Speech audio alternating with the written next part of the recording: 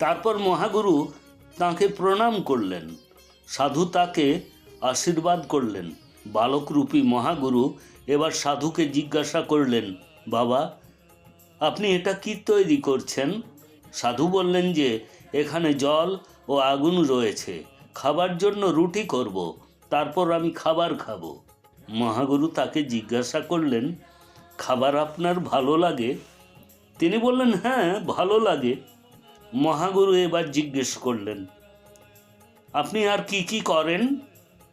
তিনি বললেন যে আমি পরমাত্মার ভজন করি, ভজন শুনি, আমার ইন্দ্রিয়ের ওপর আমার নিয়ন্ত্রণ আছে, আমি কোটি পরিধান করি, কারণ যতক্ষণ না ইন্দ্রিয়ের ওপর নিয়ন্ত্রণ রাখতে পারবো ততক্ষণ পর্যন্ত ঈশ্বরের সাথে সংযোগ স্থাপন করতে পারবো না।